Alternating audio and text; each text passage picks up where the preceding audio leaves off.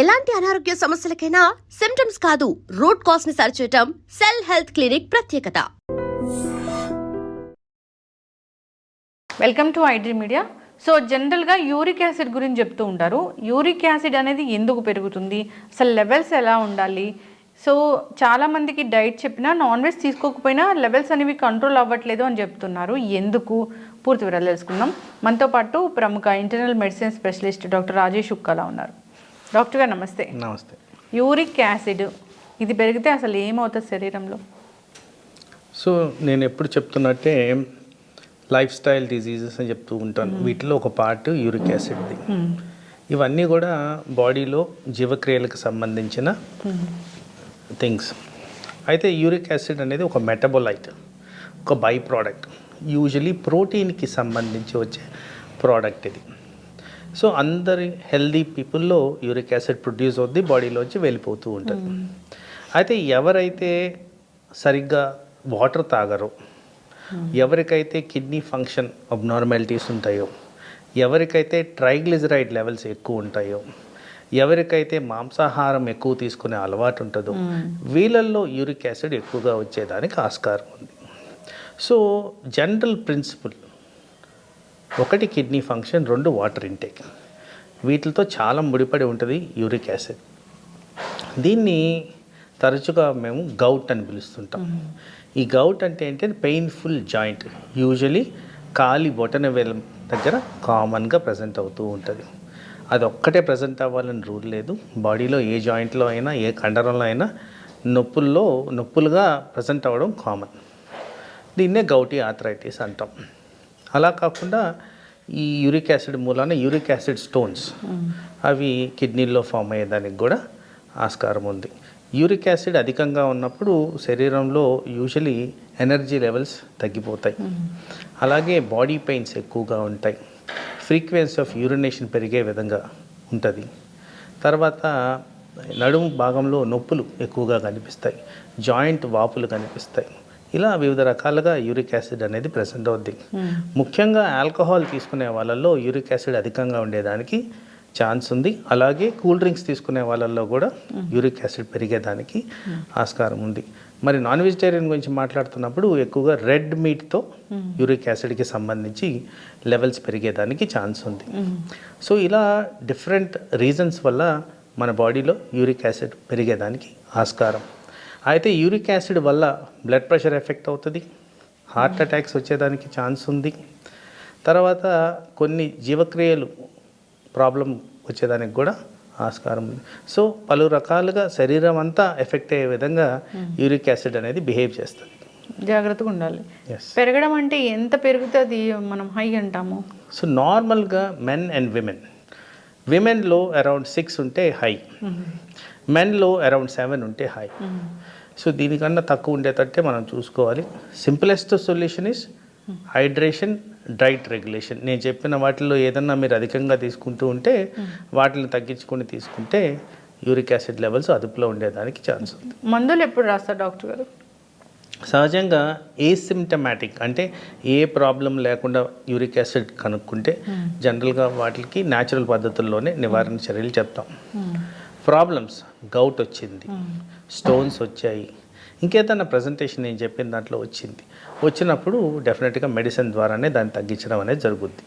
Uric acid కోసం టెస్టులు ఏముంటాయి? యూరిక్ యాసిడ్ టెస్టేనా? ఒకటి uric acid test, 2 kidney function test, 3 cholesterol test. ఇవి తప్పనిసరిగా చేసి నిర్ధారించడం జరుగుద్ది. ఏజ్తో సంబంధం లేకుండా వస్తుందా ఇది? ప్యూర్లీ మెటబాలిక్ అంటే డైట్కి సంబంధించింది కాబట్టి సో ఏజ్తో సంబంధం లేకుండానే ఇది ప్రజెంట్ అయ్యేదానికి ఛాన్స్. యూరిక్ యాసిడ్ పెరిగింది, బీపీ పెరిగింది అన్నప్పుడు యూరిక్ యాసిడ్ కంట్రోల్లో ఉంచుకుంటే బీపీ అనేది తగ్గిపోతుందా? అదొక కారణమే. సో ప్యూర్లీ యూరిక్ యాసిడ్ వల్లే బ్లడ్ ప్రెషర్ అని కాదు, వేరే కారణాల వల్ల బ్లడ్ ప్రెషర్ వస్తుంది. కాబట్టి యూరిక్ యాసిడ్ని అదుపులో ఉంచుకోవడం ఒక బ్లడ్ ప్రెషర్ పేషెంట్కి చాలా ఇంపార్టెంట్.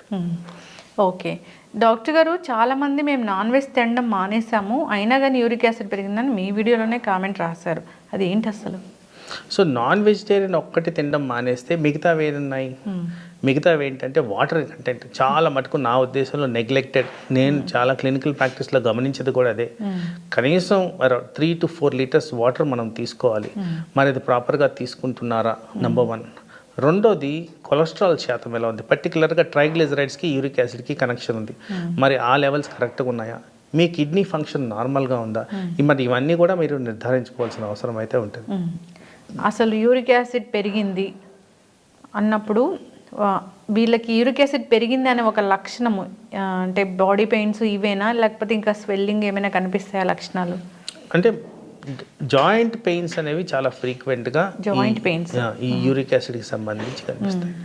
సో లక్షణాలు లేకుండా కూడా యూరిక్ యాసిడ్ పెరిగి కూడా ఉండొచ్చు. సో ప్రతి ఒక్కరిలో యూరిక్ యాసిడ్ పెరిగినందుకు నొప్పులు ఉండాల్సిన అవసరం అయితే లేదు. ఇప్పుడు జనరల్గా కూడా బోన్ డెన్సిటీ కోసము, స్ట్రెంగ్తన్ కోసము కాల్షియం టాబ్లెట్స్ రాస్తారు, సప్లిమెంట్స్. వాటి వల్ల కూడా యూరిక్ యాసిడ్ పెరుగుతుందా? నో, వాటికి వీటికి సంబంధం లేదండి. బోన్ డెన్సిటీ పెరగడానికి కాల్షియంకి దీనికి అసలు పొత్తే లేదండి. సో ఒకవేళ ఈ యూరిక్ యాసిడ్ పెరిగింది అన్నప్పుడు స్టోన్ ఫార్మేషన్ అనేది ఉంటుంది, అదొక సిమ్టమ్ లాగా ఉంటుంది. వాళ్ళకి ఇతరత్ర కారణాల వల్ల ఏదైనా ఈ సప్లిమెంట్స్ రాసినప్పుడు తీసుకోవాలా తీసుకోకూడదా? సప్లిమెంట్స్ అనేవి కంపల్సరీ తీసుకోవాల్సిన అవసరం లేదు. ఎందుకంటే ఈ మధ్య కాలంలో అట్లీస్ట్ మేము ప్రాక్టీస్ చేసేది అసెస్మెంట్ చేసిన తర్వాత లెవెల్స్ తక్కువగా ఉంటే సప్లిమెంట్స్ అనేది ఇస్తాం. సో అదేవిధంగా ఆ సప్లిమెంట్స్లో వాటర్ కూడా ఒక సప్లిమెంట్ కింద కన్సిడర్ చేయాలి. ఎప్పుడైతే మీరు వాటర్ బ్యాలెన్స్ ప్రాపర్గా మెయింటైన్ చేస్తారో, ఈవెన్ అధికంగా కానీ సప్లిమెంట్స్ తీసుకున్నా కానీ, పర్టికులర్గా మనం డిస్కస్ చేసే ఈ కాల్షియంకి సంబంధించిన స్టోన్స్ గురించి మాట్లాడినప్పుడు వాటర్ ద్వారా అవి కూడా రాకుండా మనం నివారించుకోవచ్చు. డాక్టర్ గారు, ఇప్పుడు యూరిక్ యాసిడ్ ఎక్కువగా ఉన్న పేషెంట్ మీ దగ్గరికి వచ్చారు అంటే, ఎక్కువగా ఉంది ఆ లెవెల్స్ కన్నా అన్నప్పుడు వాళ్ళకి డైటా లేకపోతే టాబ్లెట్స్ రాస్తారా? సిమ్టమ్స్, రిస్క్ ఫ్యాక్టర్స్ అసెస్మెంట్ బట్టే వీళ్ళకి డైటా లేకపోతే న్యాచురల్ పద్ధతిలో తగ్గించుకోవాలని రాస్తాం. ఎప్పుడు కూడా బార్డర్ లైన్ నుండి ఏం ప్రాబ్లం లేకపోతే వాళ్ళని మానిటరింగ్ పెట్టేసి ఒక 6 to 8 వీక్స్ మధ్యన రివ్యూ చేయడం అనేది జరుగుద్ది. Associated conditions like for example triglycerides ఎక్కువ ఉన్నాయి అనుకోండి, వాటికి ట్రీట్మెంట్ ఇచ్చిన తర్వాత ఈ లెవెల్స్ ఎలా ఉన్నాయి అనేది కూడా మేము నిర్ధారించడం జరుగుద్ది. ఓకే, ఎస్, చక్కటి ఇన్ఫర్మేషన్ డాక్టర్ గారు. టెస్ట్లు అనేవి సర్వసాధారణంగా 6 నెలలకు ఒకసారి, 1 yearకి ఒకసారి చేయించుకోవాలని మీరు చెప్తూ ఉంటారు. దాంట్లో ఈ యూరిక్ యాసిడ్ టెస్ట్ అనేది కంపల్సరీ ఉంటుంది కదా? మధ్యకాలంలో కంపల్సరీ చేస్తున్నాం. ఓకే, తేడా ఉన్నట్లయితే ఖచ్చితంగా సంప్రదించాలి. సో ఇది పెరగకుండా ఉండాలంటే మీరు చెప్పిన లైఫ్ స్టైల్ చేంజెసే. ఎప్పుడు కూడా సరైన ఆహారం తీసుకోవాలి, సరైన నిద్ర ఉండాలి, ఫిజికల్ యాక్టివిటీ ఉండాలి, మంచి వాటర్ ఉండాలి. హైడ్రేషన్ అనేది చాలా చాలా ఇంపార్టెంట్. చాలా సింపుల్ టాస్క్. మనం నాన్ వెజిటేరియన్ ఐటమ్స్ తగ్గించుకోవాలి, కూల్ డ్రింక్స్ తగ్గించుకోవాలి, ఆల్కహాల్ తగ్గించుకోవాలి, వెజిటేరియన్ ఐటమ్స్ ఎక్కువ తీసుకోవాలి, డైరీ ప్రోడక్ట్స్ తీసుకోవచ్చు. దీని ద్వారా మనకి యూరిక్ యాసిడ్ అయితే పెరగదు. అసలు కూల్ డ్రింక్స్, ఆల్కహాల్ రెండు ఒకటేనా? అంటే వాటిల్లో ఉన్న తత్వం, వాటి కంటెంట్ బట్టి ఆ యూరిక్ యాసిడ్ పెరిగేదానికి ఆస్కారం ఉంటుంది. ఓకే, చక్కటి ఇన్ఫర్మేషన్ డాక్టర్ గారు. అందరు ఫాలో అవ్వాలి. ధన్యవాదాలు. నమస్తే.